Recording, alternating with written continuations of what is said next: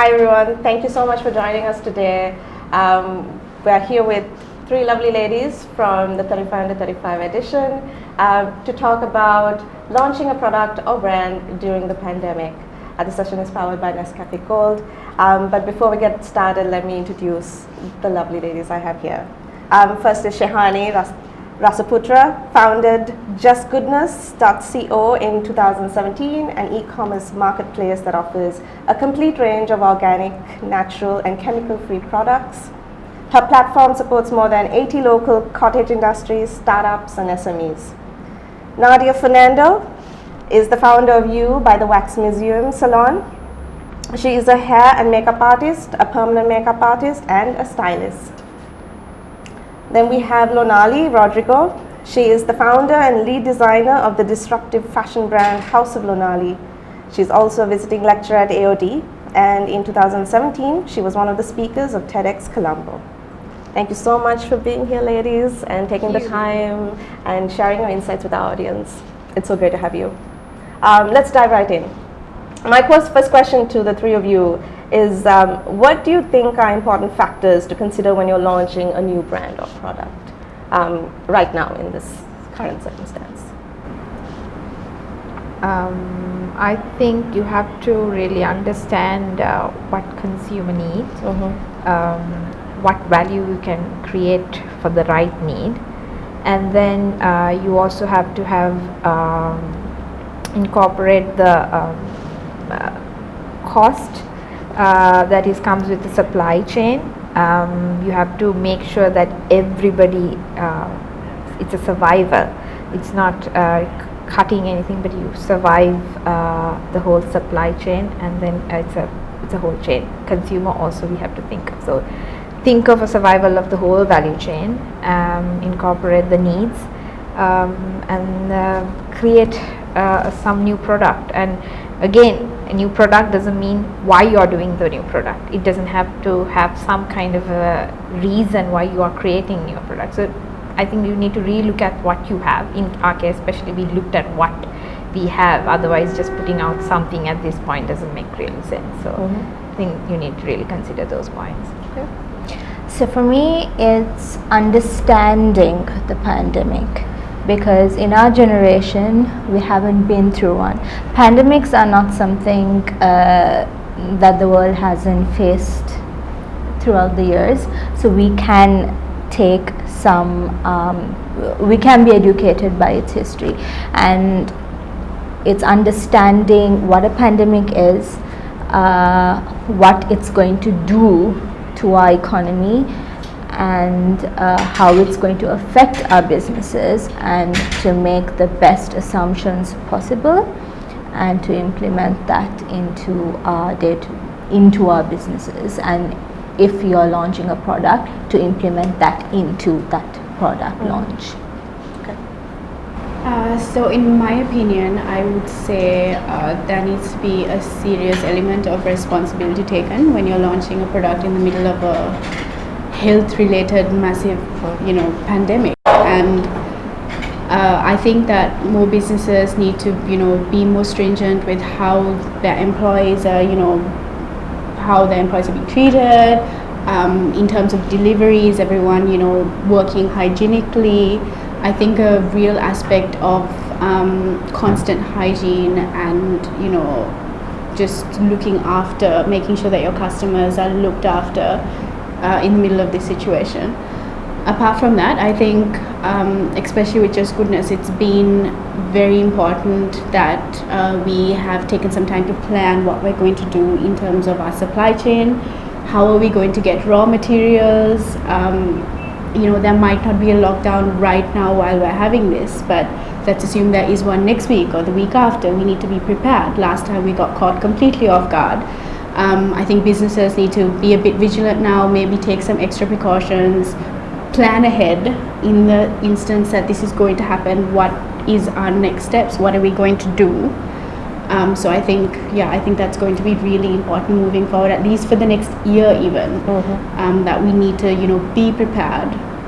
Okay. Now all three of you have a huge community online. What do you suggest people do to kind of build their own community for their brand or product?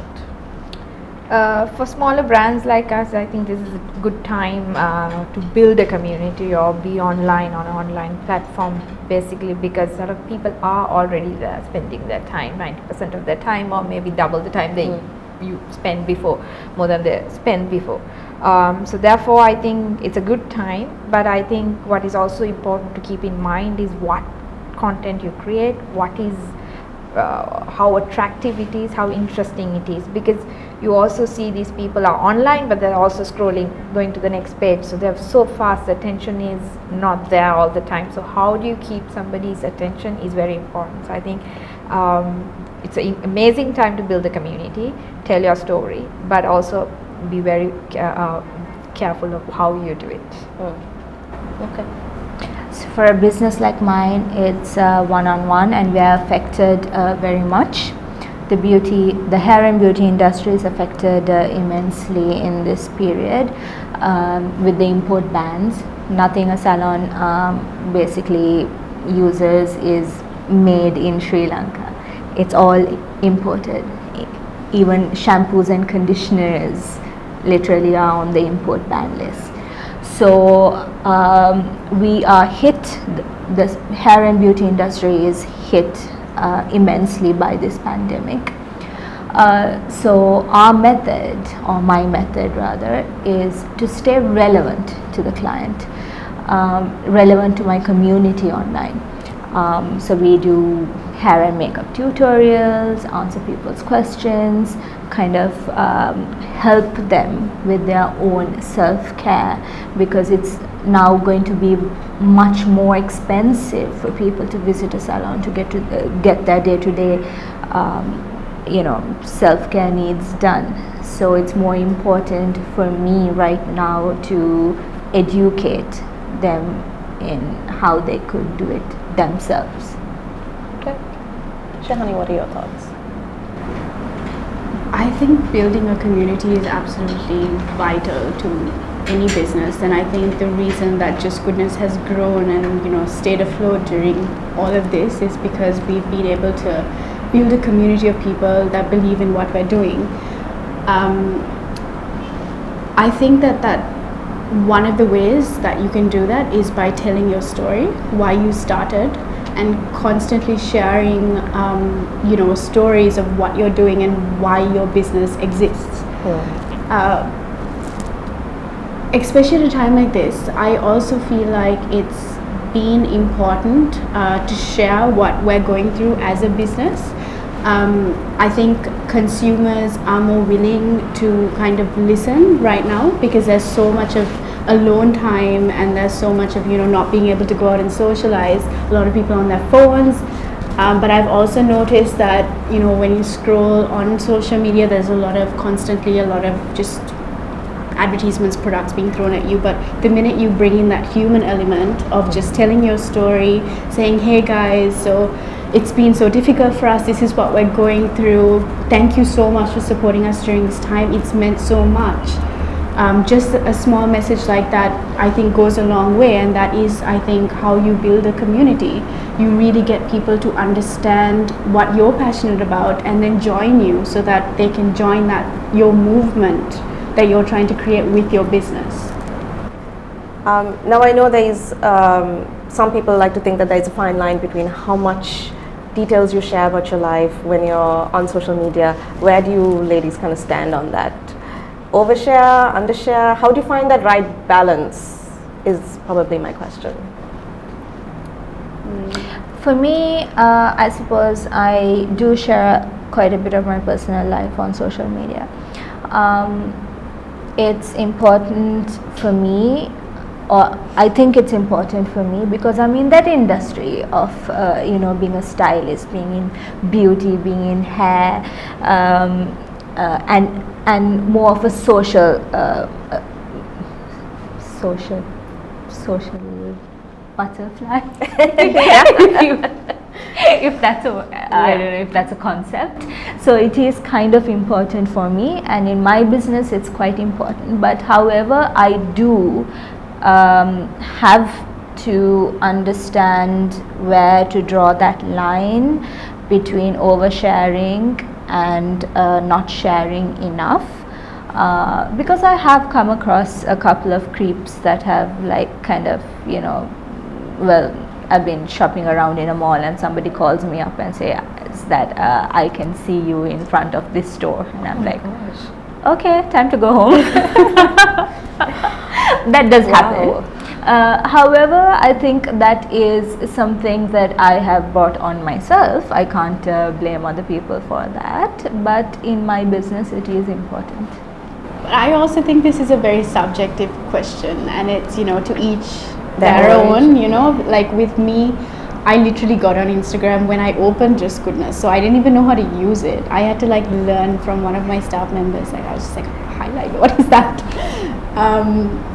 And I think, but I also think in today's day and age, there is, to stay relevant and to stay top of mind, and for people to even know what you're doing, you need to have something out there. And I think there's not enough people actually doing that, like bringing that personal experience to their business. And because of that, when you do that, you get an extreme amount of attention. And it's something that even statistically, when you look at our insights and our analytics, it's very interesting to see. The minute I start talking about, okay, there's this whatever, and this is the story of this product, and we're supporting this person and that person, it makes so much more of an impact than me putting a picture of that product and then telling this, like in text, telling the story. So I think I personally, it makes me a little uncomfortable, to be honest. But having your own business and running your own business, you need to kind of step out of your comfort zone, and that's been one of the massive comfort zone, you know, things that I've just had to deal with. And I really see the benefits of it, and I think it's important. Something in between, I would say. I'm also not I probably don't have much time on doing it, plus I feel like, oh, this is not me. That because of that, I try to keep it slightly, I would say, out of social media. But saying the fact, it's a brand I'm building. It's the brand itself is Lonali and House of Lonali. So how do people connect to me, right? So there should be some connection, and it's also brands now are built on a character rather than, you know, just on a need at the moment. So what music do I listen to when I'm designing your clothes, basically, right? What is in my mind? So I try to share some kind of things that relate to the brand as much as possible, so that it's also a part of it. At the same time, it's very challenging because I'm also promoting sustainability.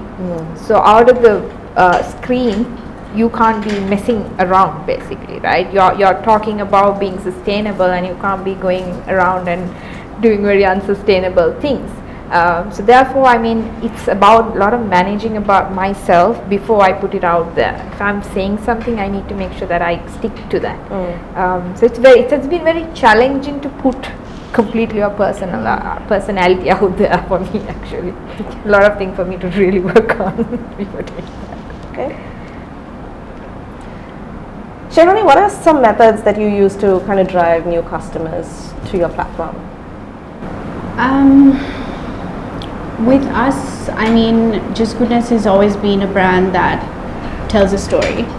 And one of the main things that we've done to kind of get people to join the movement is to tell the story behind the product. So what's really helped us is not just putting a picture of a particular product, we'd put a picture of who made the product, for instance, and that's really helped with you know, people wanting to see more, and then eventually going onto the website and then searching through the catalog. Apart from that, interestingly, another thing that has really helped us is working with other people in the space. So for instance, if Lonali is in sustainability, I'd be like, hi Lonali, so here's a few of the sustainability things that we have, would you like to talk about it on your platform? And then just partnering with other people that are doing similar things to kind of drive the movement forward together. So that's been quite helpful for Just Goodness. Okay. Nadiya? For me, it's communication. So on a daily basis, I would be on my phone answering questions, reassuring people about what they should and should not do in terms of hair and beauty, telling them that they're beautiful and they don't have to do a particular thing, to stay, I don't know, those conventional standards of beauty. So I spend a lot of time communicating with my clients or potential clients, or just the community in general. So that's how I stay relevant. Okay. So to be relevant, actually what we've done is, like Shehani said, we've done a lot of collaborations to promote that whole movement of sustainability, which is like a most talkative subject at the moment. At the same time, again, taking consideration what kind of needs, what is really happening, so that whatever we do, be relevant to that, and connect with the community. These three things that we basically talked about. On the subject of sustainability, and as you said, people are becoming more conscious. What are your suggestions towards actually incorporating sustainability or social responsibility into their messaging? It's a very important part of it, but it's also, you could also see a lot of people trying to greenwash it. That has been a huge challenge, because as soon as it was the main topic, everybody started talking about it, rather whether they do it or not. Irrelevant, they just say everything's, whatever you see, it's sustainable, it's green, it's eco. So how do we kind of challenge ourselves? So what we started, we thought about this a year back because it was happening, and it comes with accountability, how you really trust and say our story. So we don't anymore try to say we are sustainable, we are actually trying to put things in place, how much of waste we really take at the moment, how much of waste we consume. So there's facts and figures coming in. So that is, I think, in going forward, when it comes to sustainability, it's not just about a word, it's about what impact you make. So measuring your impact will be really important in the future to really, to stand out in sustainable area. Okay. Shehani, any thoughts? I completely agree. She really nailed that one. Okay. I feel like that's so true. The word has just really been sloshed around. It's almost irritating, to be honest. But over time, it's just not sustainable to you can say it as much as you want, but ultimately if you're not walking the walk, they will just drop off, right? It's what's going to happen. So accountability is definitely something, and I think just talking about what you're doing, and then walking that walk is very important. Just helping people also understand what it is, because for me, what sustainability is for me might be different for what it is for you, and you. It's always about progress in that field and not perfection.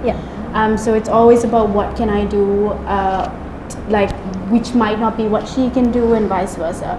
So I think it's really about just staying true to your word. Yeah, and a lot of people think sustainability is always hit at 100% sustainable, but no product can, there's always carbon emission at some point. Exactly. So the people who do it know how to kind of, you can't just go and say I'm like 100% sustainable, but whatever your efforts, you need to maximize it and then make it a bit best impactful.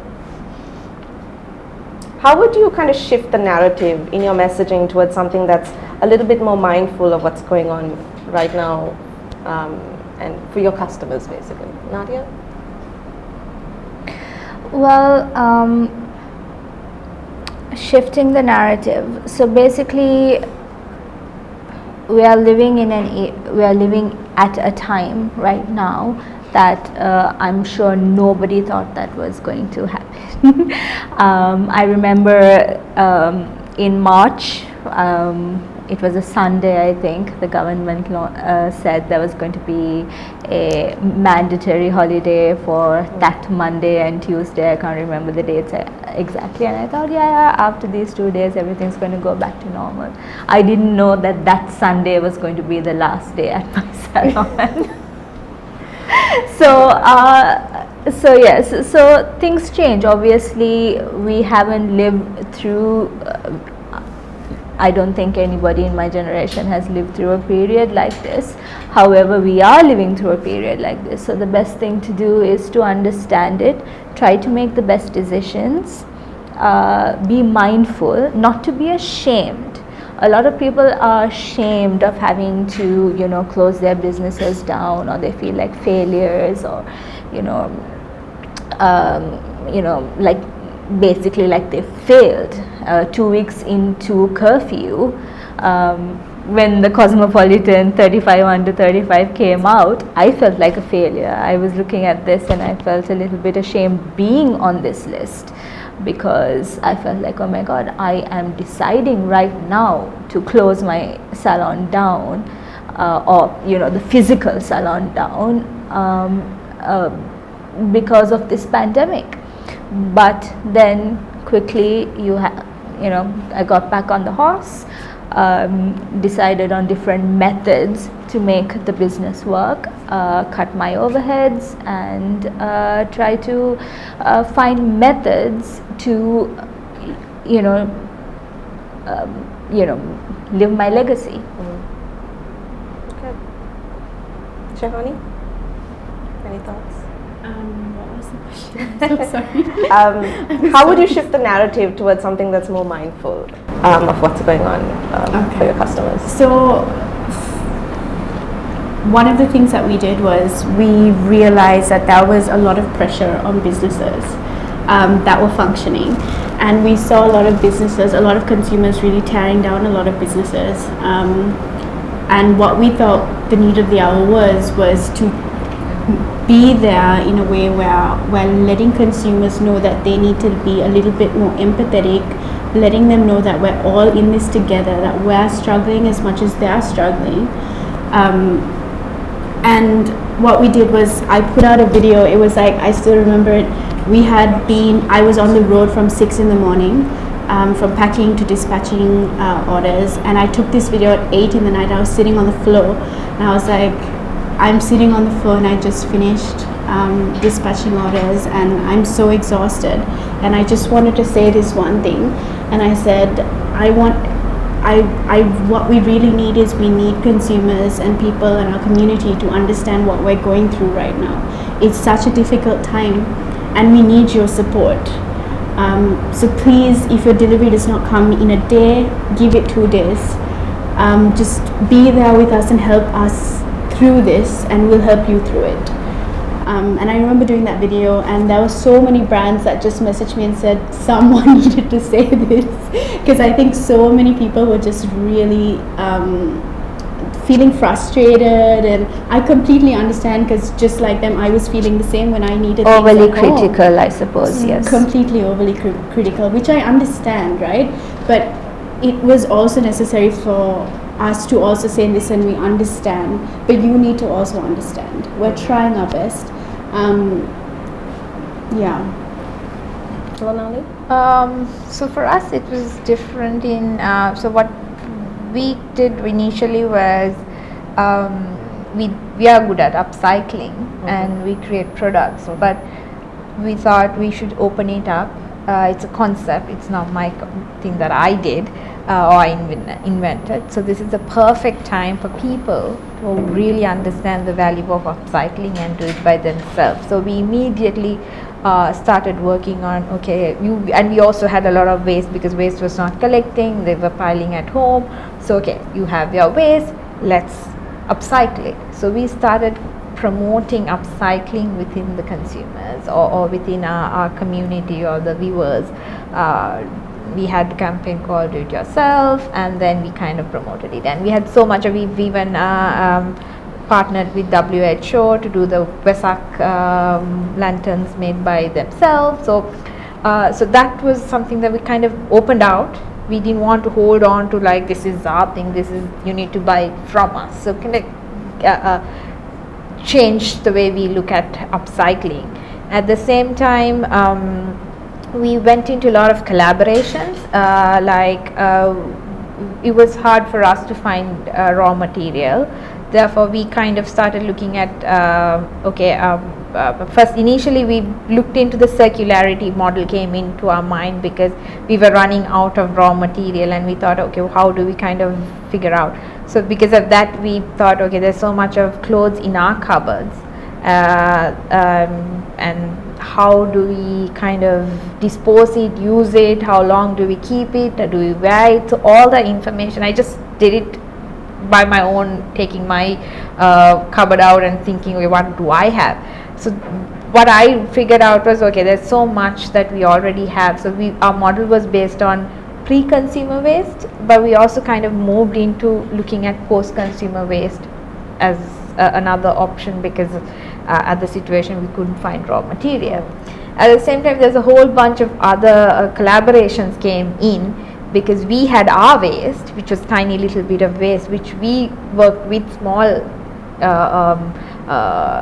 industries. We gave it to them because they were struggling at the time, and we kind of gave it to them. So it gave us so many perspective during this pandemic to kind of move on to a different thing. At the same time, looking at from a product perspective, a service perspective. They all kind of gave us so much of narrative during these 6 months. Okay. I like to bring a different perspective into this. Obviously, I feel like both of you are into sustainability and all, and almost like a service. However, there is a business angle to this as well. Yeah. So for me, it was sitting down, taking all my account books out, trying to figure out, okay, there's going to be import bans, there's going to be how people are going to react after this, how many jobs are going to be lost, how much people are going to have in their pockets to spend on things that are not exactly useful. So there is a business angle to this. I don't feel like we are all in this as a social service. It is a business as well. So you have to take the business angle of this into consideration as well. And it might almost seem predatory to talk about it, but it's not. It's reality. End of the day, you get up in the morning, it has to make sense. It has to make your bank account sense. Okay. For everyone tuning in right now, we are with Shehani, Nadiya and Lonali talking about how you can launch a product or brand during a pandemic. The session is powered by NESCAFÉ Gold. Coming back to the questions, right now there is, as you ladies said, a fair amount of uncertainty in the market, and the recommendation that is to kind of think of the problems that the pandemic is creating and then kind of flip them on their head and see how you can turn them to your advantage. What are some of your experiences turning problems to your advantage? So like I said, initially we had the problem of raw material. Yeah. So we looked at what other options we have. We immediately saw a problem in post-consumer clothing as well, that we might not throw, but we keep it in. Mostly what we figured out was we have new clothes in our cupboard which we don't want to wear or we can't wear. So how do we kind of bring in, be a part of that?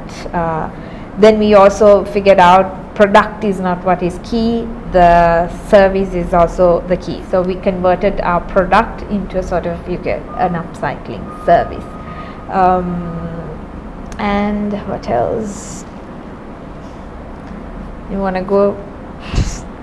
So the beginning of this year, so most of our income comes from there's the bread and butter income that comes from salon services, and then there is that income that comes from larger services that have larger profit margins. So we had to look at these things, and basically the services that have a larger profit margin that sustain our business were weddings, which largely got cancelled because of the uncertainty and because of the travel bans. And my salon mostly catered to diaspora or destination weddings, so there were travel bans, and automatically all these weddings got cancelled. So there was a difficult decision to be made, and I had to make that decision, which was hard, but as a business person, I made those decisions, decided to close the salon down, work out of a studio and work as a freelancer in different spaces. So basically during the pandemic, you have to understand that, okay, this is the situation, and it's not just a pandemic. At any given time, you have to understand that this is the situation and these are the measures that you have to take. Some of those measures are hard to make, but you have to make them. Absolutely. So one of the interesting things, so there was an import ban, right? And to a lot of people that was a massive disadvantage. But for just goodness, I thought, you know what, this is excellent. People are going to have to start looking at what's locally available now. All of the brands that are being imported, shampoos, conditioners, all of these things, like what are we making in Sri Lanka that we can now put on the table? What are we not making that we can start making? So there was quite a good opportunity, and I think for a lot of our suppliers, so we have over 80 SMEs that we work with, and one of the major stresses for them was, oh no, like we can't find these particular essential oils. And I was like, okay, listen, excellent. Why don't you guys look at what's available locally? Because Sri Lanka is rich in natural resources. It's just a matter of looking at it differently. I mean, we have amazing things that are on the table. So I think looking at the import ban not as a disadvantage but as an opportunity really helped us refocus and kind of understand, like we really need to maybe even have like a meetup, exchange information on where we can buy natural oils from and things like that, and we really took it forward from there with this whole growing the locally made kind of movement. To add to that, I think I forgot to say, so I think the most thing is also I've got time to really look at my own business. For 7 years, I probably didn't have time to really sit down, take time to really go through and see what I have done, what products we had, what are the best selling products. As small entrepreneurs, we don't have time because we are doing multiple job roles. So I think this time a lot of people were sad, thinking, okay, we don't have business, but this is also making use of that time to really reflect on your business. So I think that was also very good constructive time we got because of this. Now a lot of the brands are taking to digital to host their launches, their events, especially right now with the uncertainty in the country. Do you think virtual launches are the way to go? And if so, how would you recommend for a successful launch? Nadiya? Well, looking at the economic perspective, or rather not economics, rather expenses, yes, a virtual launch is great. However, you lose that human touch, which is quite important for most of us, especially for my kind of business. I need that one-on-one relationship with my client. So yes, at this time I cannot say that a virtual launch is a bad idea, but maybe it's not something that I would continue to do, providing that the environment is suitable for it. I think when it comes to fashion, it's a huge talk as well. I mean, we've been having fashion shows every season, every 6 months in different location, from moving one place to one place, and I think the whole fashion industry itself has realized that. I mean, from a London Fashion Week all the fashion weeks were virtual, and the brands have realized that a lot, that this is not really sustainable, and the cost and especially a risk during a pandemic. So I think the future is going to be much more virtual when it comes to fashion launches and when the fashion segment. But even though for us it has been slightly challenging and difficult with our brand and our product, because we want to connect, we don't have multiple locations, we're very kind of in a small audience, so we try to connect with the customer directly. But I think virtual is the future. So even though I like it or not, I need to kind of adapt to it. So I think that there are ways around this. I mean, Just Goodness launched 2 products during the pandemic. One was our all-natural deodorant line, and the other one was our biodegradable laundry powder. So, and both were extremely successful actually, which is something that we hadn't thought would be a thing. So I think you need to find ways around it. So one of the things that really worked for us is we got customers involved in kind of guessing what it is we were going to launch. So we take videos, for instance, of us making it, and we were just like, okay, if anyone can guess what it is, we'll send it to you for free. And we had hundreds of people write in. So it goes to show, I mean, that people want to get involved, and this is where the community aspect is so important. Customers are interested in what you're trying to launch. They know that you're fulfilling a need. They know what you stand for and what you're passionate about. So they're excited when you say you're going to launch something. So it's all about building that hype up, making sure your storytelling is, you're telling customers what it is you're doing. And with that, I feel like a virtual launch is a complete, it can definitely be successful. Just to add to that, when you're online, you can easily switch.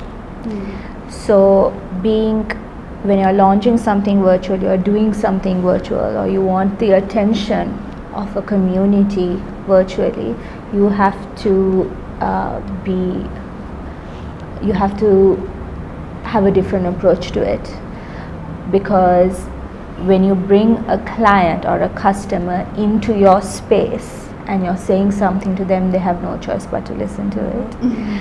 Virtually, you can just flip through, switch off, and move on. So we have to learn how to be more engaging with your community virtually. So it's much harder, although it's economically lower in price. Do you have any suggestions on how you can actually capture that audience attention and keep them engaged? You have to continuously being creative. Creativity is being different, being out there, being just almost a spectacle of yourself. Any thoughts, ladies? I agree. I mean, I think that's what is required, honestly. To cut through the clutter, you really need to get out there, put yourself on a pedestal and look into the light really and talk about what you're doing. That's honestly, I mean, I avoided doing that for a long time because I'm extremely camera shy, and it's just, there was a massive difference when I decided I need to at least once in a while just say something. And it makes a difference. I can definitely say from experience it really does. We were talking a little while earlier about how much should you share online. What is that balance? Do you find a balance? Is there a balance? Too much, too little? What are your thoughts on that? So it's an individual, I think, way, but I think it needs to be tackled half-half. Like for my case, like for the brand, to build that character, you need to bring in something, and then to tell the story, sometimes we need to tell the story so people connect with us more. So because of those things, you have to go on this thing, but it's quite challenging for me, I would say. I put myself out there a lot, and I think in my industry that's a norm. What that also means for me is that I need to be on point at every second. given time. That's a challenge. That's a challenge. So when I leave my home, I have to look a certain way. I have to behave a certain way because I know someone is always watching. Yeah. So it's a challenge, but it's a challenge that I have taken on because it's important to me and for what I want to be doing with my life. Yeah, so I really feel like this question is really subjective because it's really how you feel as a person, and I really don't think that if you don't put yourself out there, you're not going to go places. That's not it at all. Like I said, it's completely subjective. Personally, like I said, I am not really that comfortable on camera and all of that. So I've had to step into it, and it was a personal choice for me to really step out of my comfort zone and make a decision to be there as a face of one of the faces of Just Goodness. And yeah, so it's not the easiest decision as well because it's very time consuming. Like Nadiya also said, it's challenging. You need to watch what you say. There's there's a delete button obviously, but you never know. You might think that you have said the right thing, but everyone is constantly looking and could easily twist things around, and it gets a bit scary, and you get a bit nervous. So I think it's completely subjective whether you want to really put yourself out there or not. And sometimes you bring, in my case, putting myself out there means that automatically I'm putting my family out there as well. That's very true. So yeah. I'm a mother to a 12-year-old son. So now his friends on my Instagram. Oh, fun.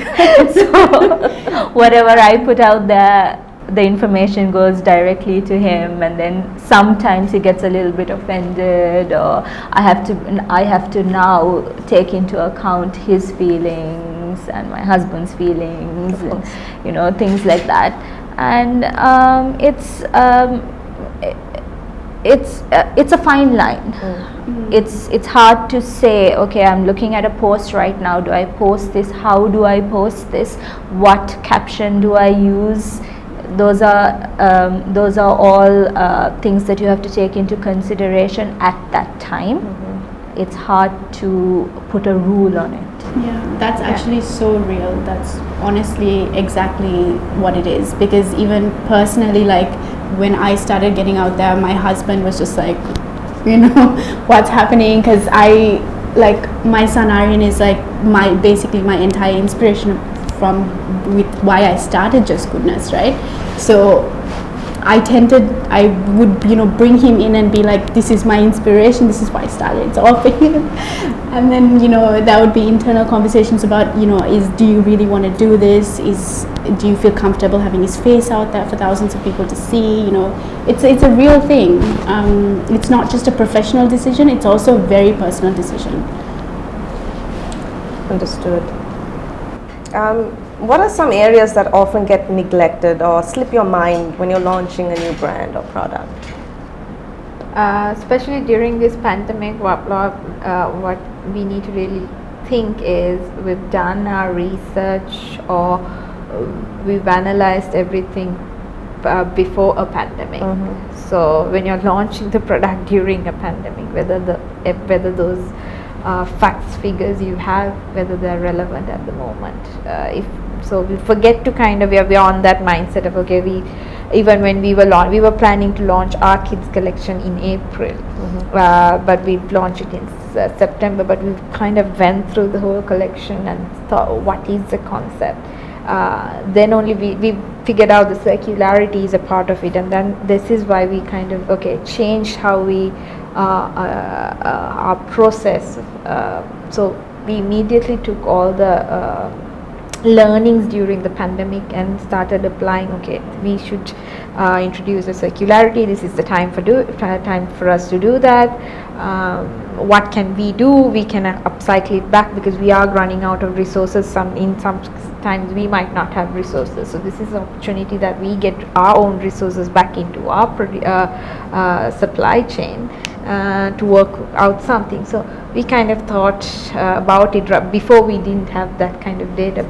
Before it was about we knew that children grow faster. We did that research, but we kind of had to immediately adapt to the situation. So I think we might forget that we need to be relevant and do that amendments or adaptations. Okay. So I agree with everything Lonali had to say, but I would like to bring into this forum the research that was done by Coca-Cola when they launched New Coke, taking inspiration from Pepsi and adding more sugar to the New Coke. So what I'd like to say about that is that when New Coke was launched, it didn't do too well, because what they failed to understand is while there was a large consumer need for a different product, they forgot their core clientele.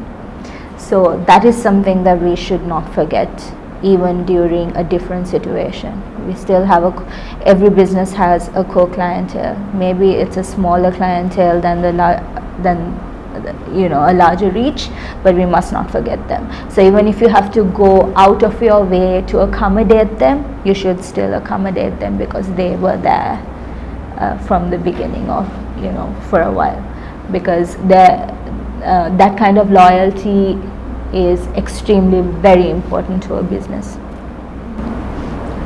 From my perspective, I think that winging it is no longer an option post-pandemic. There's now a need to be cautious, plan, months ahead.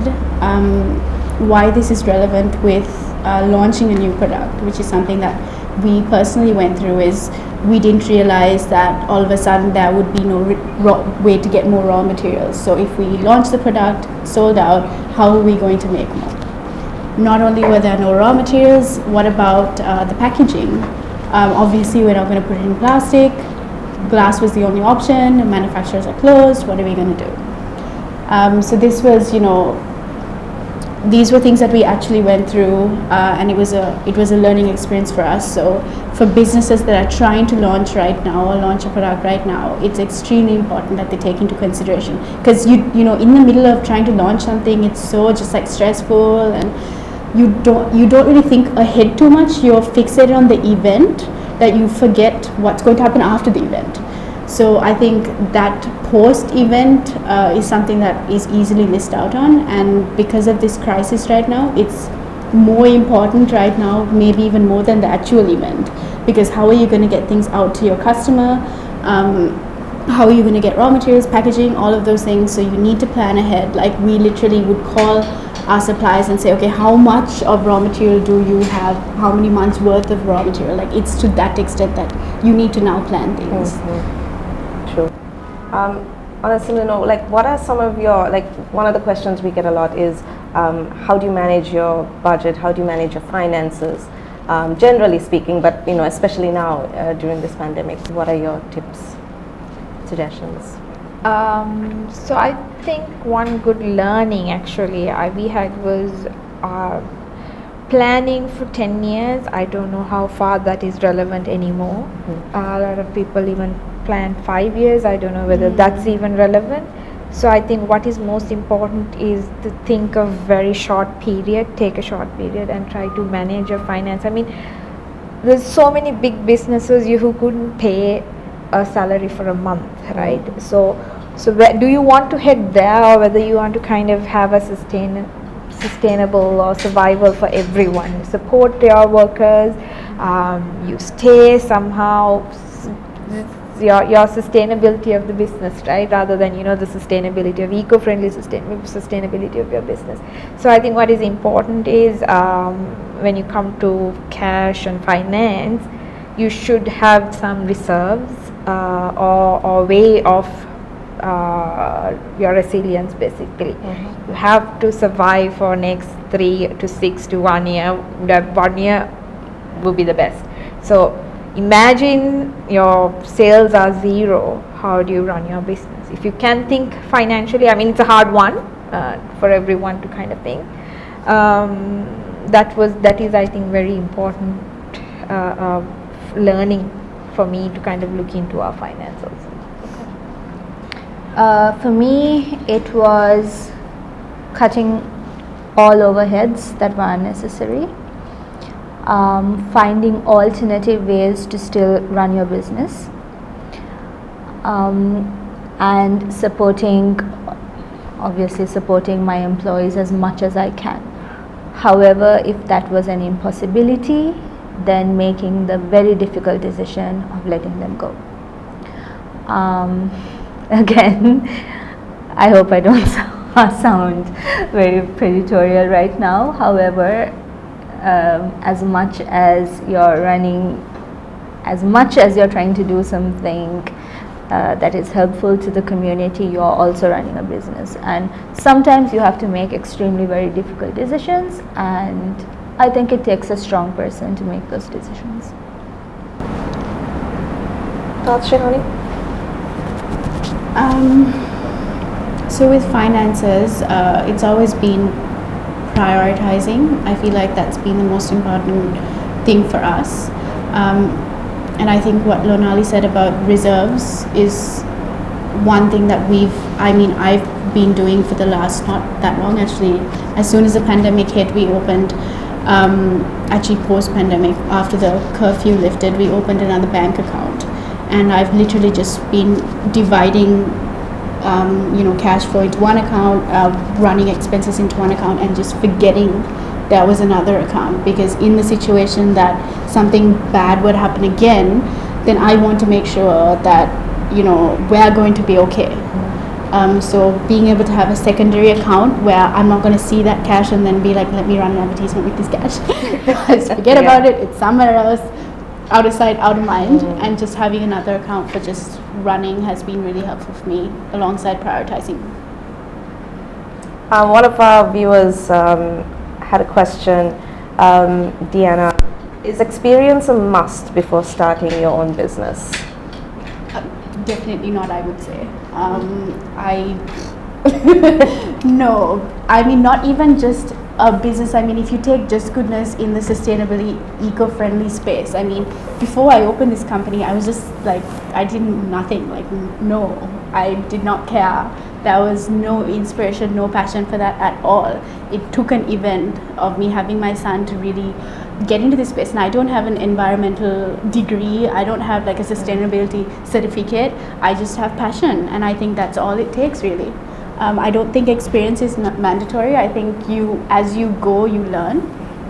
The things that I have learned, like business management, honestly was not useful at all, to be honest. And it's completely self-taught. Whatever I needed to learn, I would Google, and I'd listen to a podcast and learn.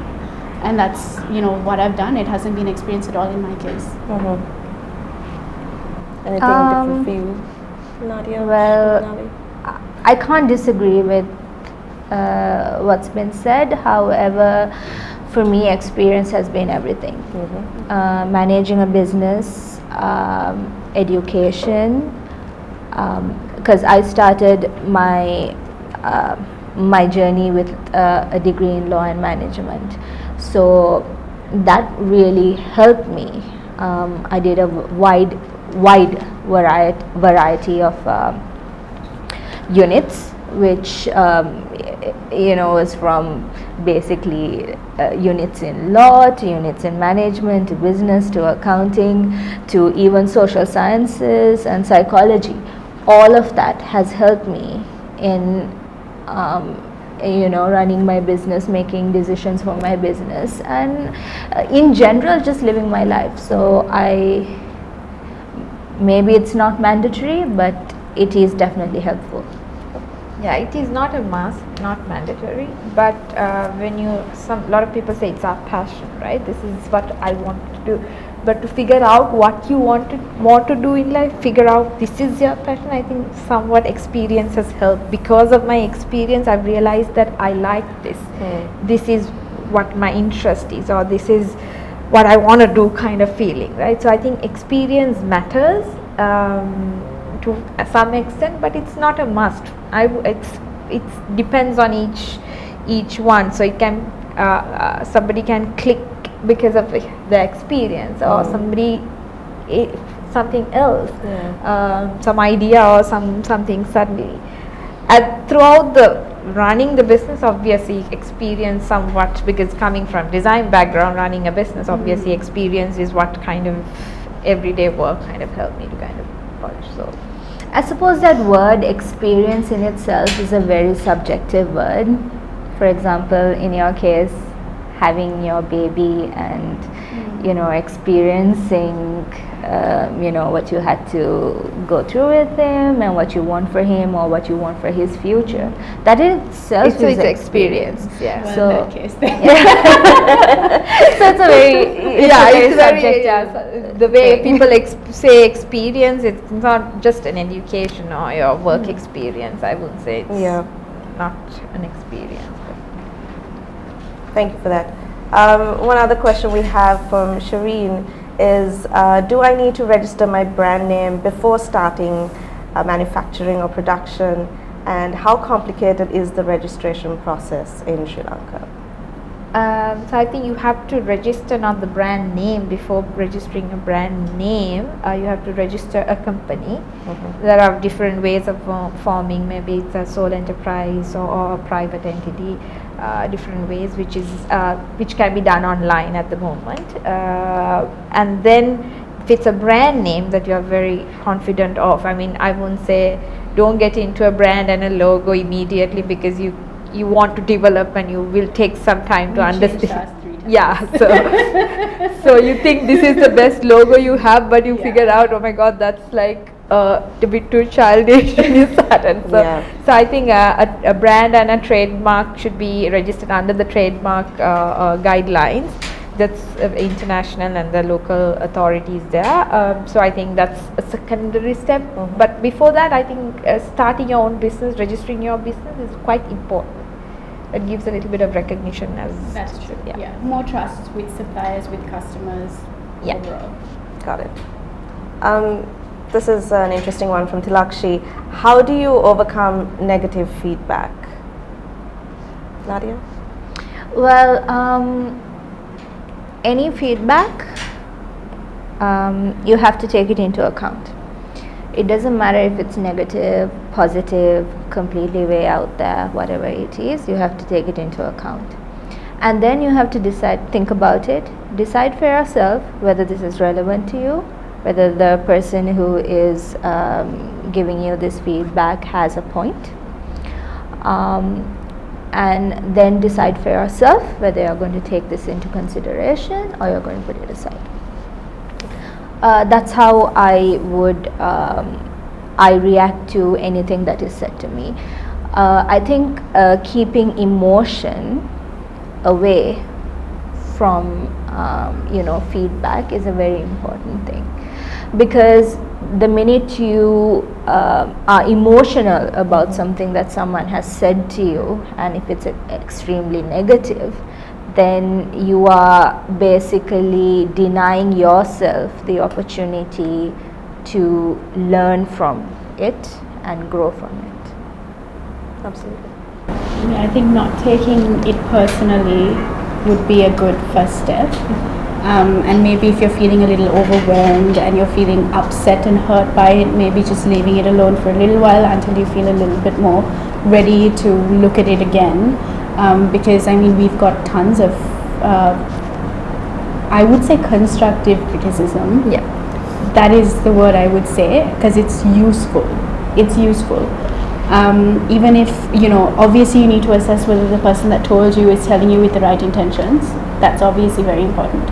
But running your own business, you need to get used to getting negative feedback, and you need to build yourself up and feel you need to work on yourself to the point that you can actually listen to that and not completely break down. You need to learn how to divide, not feel personally attacked when someone says something about your business, which is very difficult because it's your baby. But yeah. Yeah, I think I'm quite open about it too. So it's a part of your ecosystem when you start a business. It is something that you have to expect and take it very. I mean, even though it's very negative, but you need to take it very positively. Find the root cause. If you can go in depth, find what the reason is, and solve that problem. I think that's taking it very positively. So that's how we try our best to do. And finally, Gulnaz Balia asks, is it wise to spend on marketing during a pandemic? That's very subjective to how your business is doing.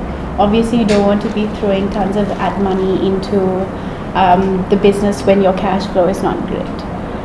You need to still think about sustaining your business, how you're going to pay salaries. If you have a reserve that is for advertising, then sure, but you also need to think about the need of the hour.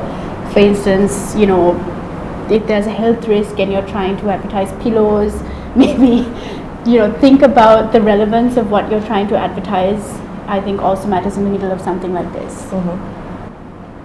I agree. It's also a very subjective thing. It depends on what business you're into.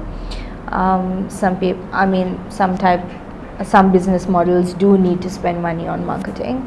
Other business models don't. So it's a very subjective thing.